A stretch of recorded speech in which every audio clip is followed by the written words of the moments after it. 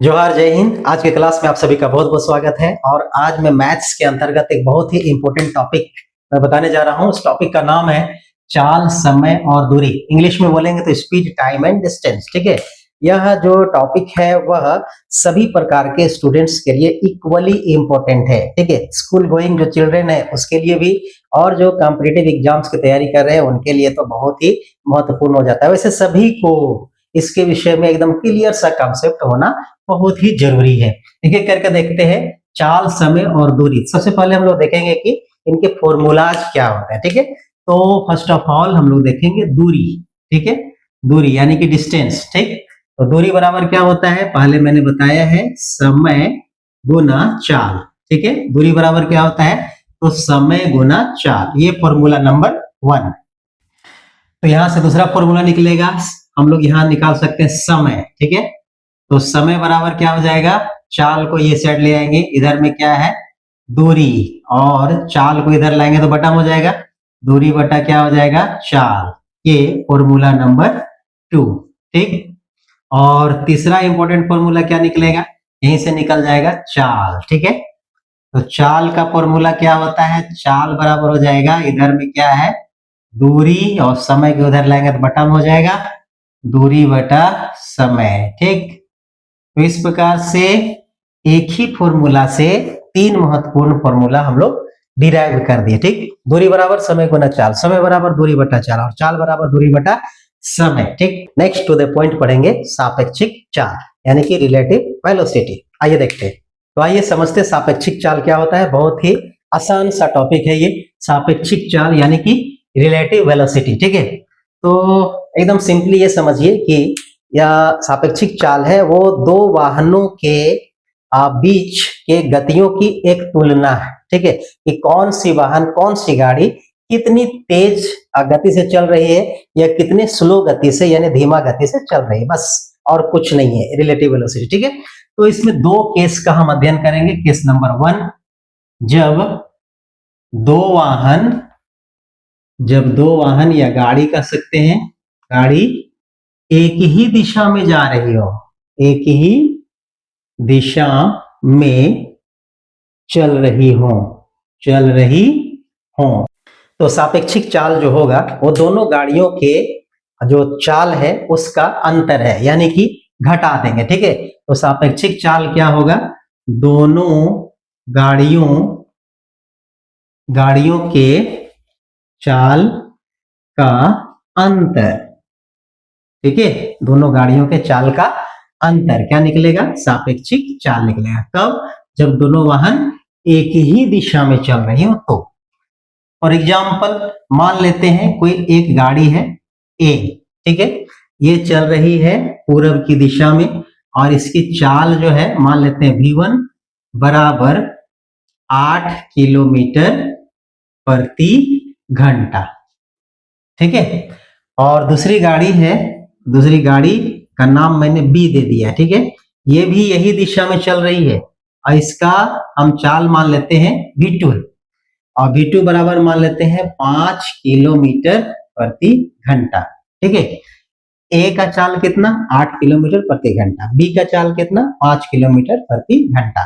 तो दोनों के बीच सापेक्षिक चाल कितना होगा, सापेक्षिक चाल यानी कि रिलेटिव वेलोसिटी क्या होगा, तो होता है दोनों गाड़ियों के चाल का अंतर। तो सापेक्षिक चाल कैसे निकलेगा, तो दोनों गाड़ियों के चाल का अंतर, गाड़ी ए का चाल 8 किलोमीटर प्रति घंटा, गाड़ी बी का चाल 5 किलोमीटर प्रति घंटा, दोनों को घटा देंगे। ठीक है, यहाँ पर संकेत में मैंने लिखा है ए का चाल V1 और बी का चाल क्या, V2। तो यहाँ संकेत में लिख सकते हैं क्या, यहाँ पर हो जाएगा V1 माइनस V2, और V1 कितना है, 8 किलोमीटर प्रति घंटा है, और माइनस V2 कितना है, 3 किलोमीटर प्रति घंटा। तो दोनों को घटाएंगे कितना हो जाएगा, 8 में 3 घटाएंगे तो 5, सॉरी यहाँ पर 3 नहीं, 5 किलोमीटर प्रति घंटा है ना, ये 5 किलोमीटर प्रति घंटा है, तो यहाँ पर माइनस करेंगे 5 किलोमीटर प्रति घंटा, दोनों को घटाएंगे कितना हो जाएगा, 3 किलोमीटर प्रति घंटा, यानी कि रिलेटिव वेलोसिटी सापेक्षिक चाल, दोनों गाड़ियों के बीच सापेक्षिक चाल कितना निकल गया? तो निकल गया 3 किलोमीटर प्रति घंटा। ठीक क्लियर है? ठीक है, अब दूसरा केस देखेंगे। केस दूसरा देखते हैं, जब दो वाहन विपरीत दिशा में हो, अलग अलग दिशाओं से एक दूसरे के आमने सामने चल रहे हो। ठीक है, ऐसे हालात में हम लोग सापेक्षिक चाल कैसे निकालते हैं? केस नंबर 2, जब दो वाहन या गाड़ियां विपरीत दिशाओं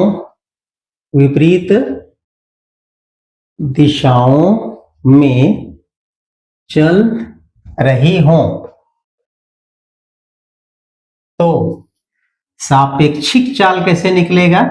सापेक्षिक चाल बराबर होगा तो दोनों गाड़ियों के चालों का योग। ठीक है, दोनों गाड़ियों के चालों का योग। ठीक है, दोनों गाड़ियों के चालों मतलब चाल। ठीक है, दोनों गाड़ियों के चाल का योग। ठीक है, ये क्या निकलता है? सापेक्षिक चाल। कब? जब दोनों गाड़ियां एक दूसरे के विपरीत दिशाओं में चल रही हो तब। ठीक है, फॉर एग्जाम्पल मान लेते हैं एक वाहन ए है। ठीक है, ये चल रही है इस दिशा में। ठीक है, इसका चाल है 8 किलोमीटर प्रति घंटा।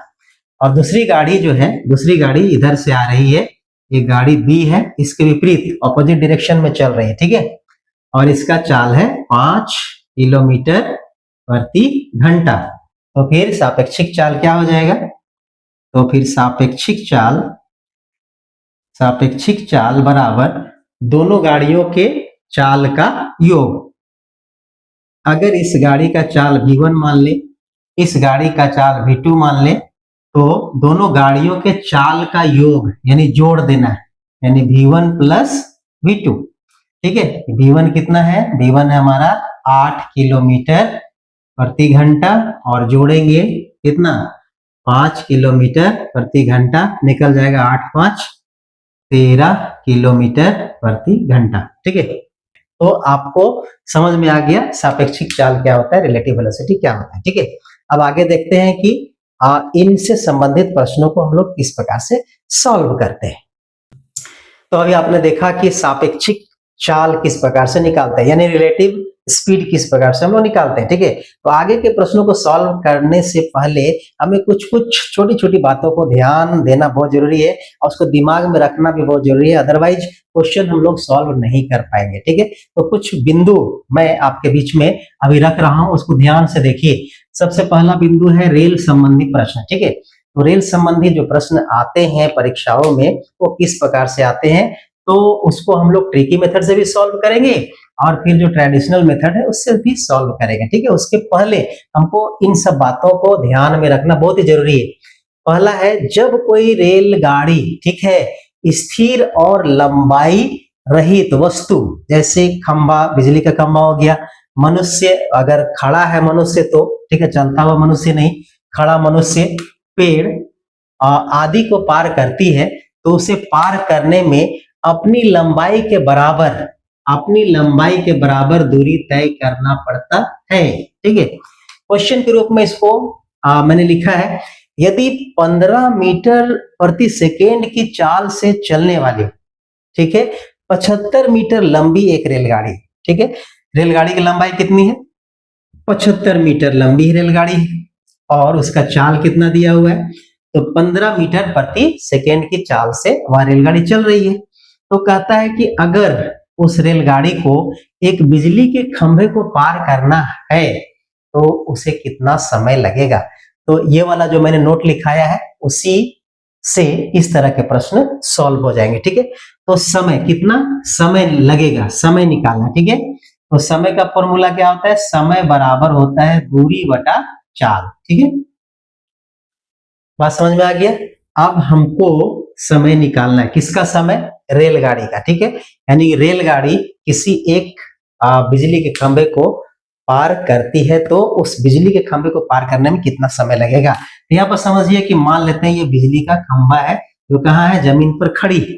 ठीक है, तो यहाँ पर रेलगाड़ी चल रही है, आप लोग सब देखे होंगे रेलगाड़ी, ठीक है, रेलगाड़ी चल रही है। तो ये आगे का इंजन है, ठीक है, और ये पीछे में भी इंजन लगा रहता है, ठीक है।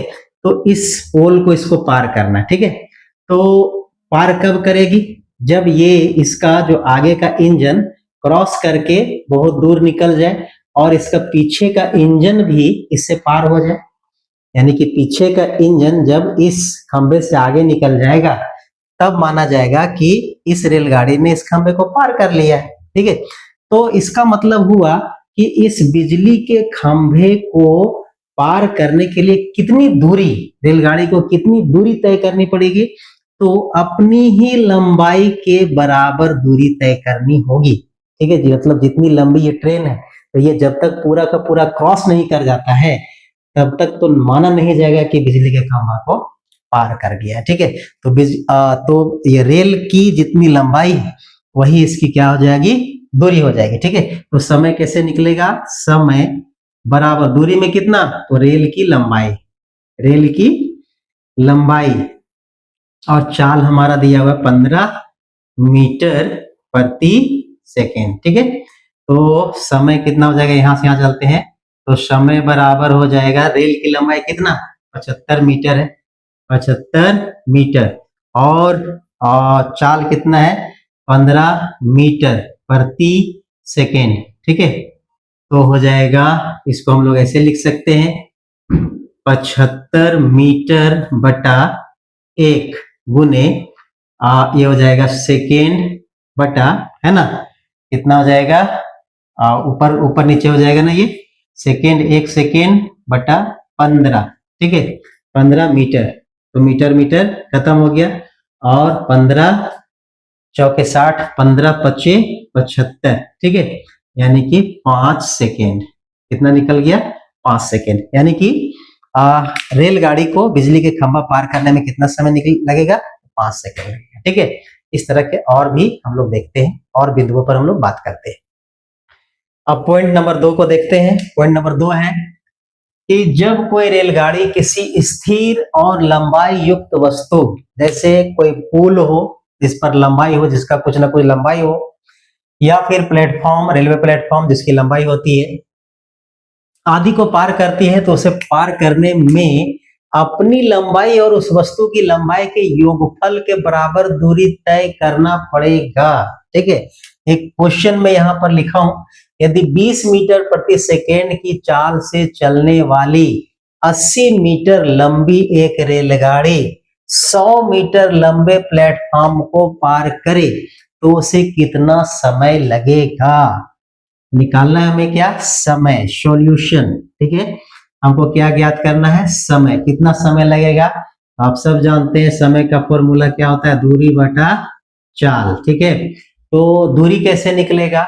तो दूरी यहाँ पर मैंने जो लिखा है क्या कहता है कि अगर कोई रेलगाड़ी किसी स्थिर या लंबाई युक्त वस्तु जैसे पुल या प्लेटफॉर्म आदि को पार करती है तो उसे पार करने में अपनी लंबाई और उस वस्तु की लंबाई के योगफल के बराबर दूरी तय करना पड़ेगा। तो दूरी यहाँ पर क्या हो जाएगा? रेलगाड़ी की अपनी लंबाई और प्लस प्लेटफॉर्म, ठीक है, प्लेटफॉर्म की लंबाई, दोनों को क्या करना होगा? जोड़ देना पड़ेगा। अपनी लंबाई मतलब रेलगाड़ी की, ठीक है, रेल की, है ना, रेल की अपनी लंबाई प्लस प्लेटफॉर्म की लंबाई और बटा क्या हो जाएगा? चाल, ठीक है। तो रेल की अपनी लंबाई कितनी है? रेल की अपनी लंबाई है कितना? 80 मीटर, ठीक है, तो 80 लिख दिए, प्लस प्लेटफॉर्म की लंबाई कितना है? 100, तो 100 लिख देंगे और चाल कितना दिया हुआ है? 20 मीटर प्रति सेकेंड, 20 मीटर प्रति सेकेंड, ये हो जाएगा ऊपर में मीटर, ठीक है।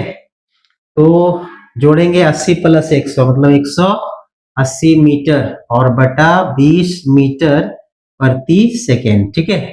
तो सेकेंड ऊपर चला जाएगा ना, मीटर मीटर कट जाएगा, मीटर मीटर कट जाएगा, ये 2 9 18, ठीक है, यानी कि 9 सेकेंड, ये सेकेंड ऊपर चल जाएगा, 9 सेकेंड का समय लगेगा इसको, रेलगाड़ी को किसको पार करने में? तो प्लेटफॉर्म को पार करने में। प्लेटफॉर्म की लंबाई कितनी है? 100 मीटर। और अपनी ट्रेन की लंबाई कितनी है? 80 मीटर।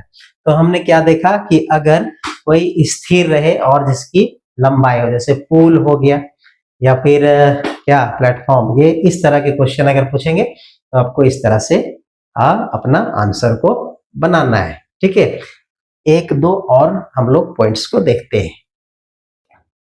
अब देखिए पॉइंट नंबर 3, इसको भी ध्यान से देखिए। जब एक रेलगाड़ी उसी दिशा में जाती हुई रेलगाड़ी को पार करती है तो वह उसे सापेक्षिक चाल से पार करेगी। ठीक है, क्वेश्चन इस तरह से पूछेगा। यहाँ एक क्वेश्चन मैंने बनाया है।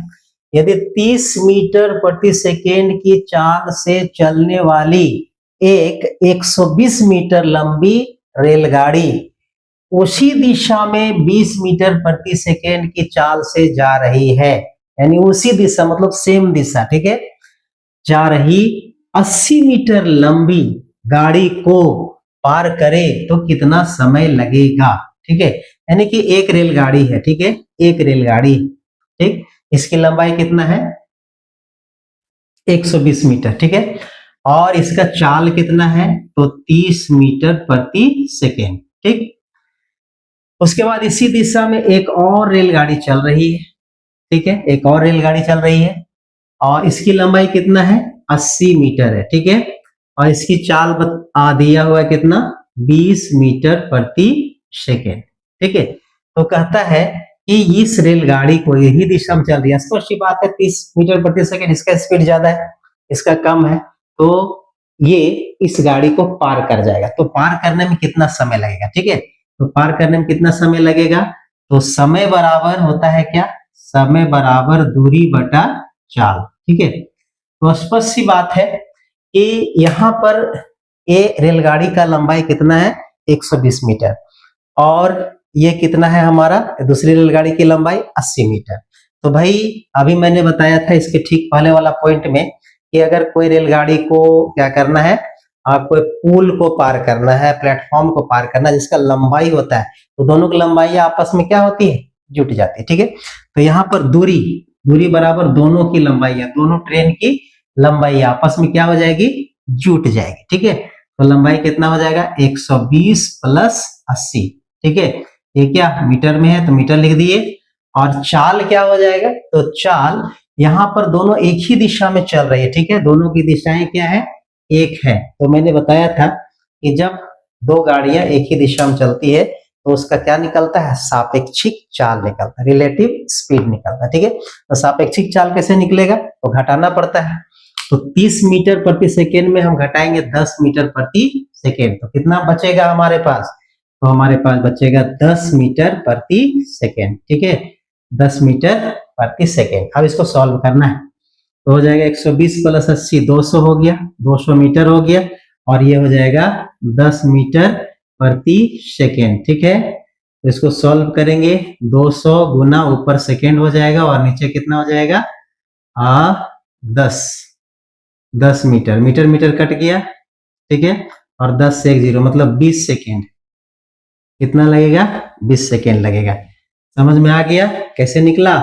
तो हम लोग को यहाँ पर निकालना पड़ा सापेक्षिक चाल, और जो हमने इसके पहले का पॉइंट बताया कैसे दूरी हमको अब हमारा निकलेगा वो चीज। ठीक है, अब लास्ट एक और बिंदु पर बात करेंगे, उसके बाद वीडियो को देंगे क्लोज कर, फिर मिलेंगे नेक्स्ट वीडियो में। आइए देखते हैं लास्ट बिंदु। तो चलिए आज के वीडियो का लास्ट बिंदु को देखते हैं, और यह बिंदु यहाँ पर मैंने बोर्ड पर लिखा है, चौथा नंबर पॉइंट।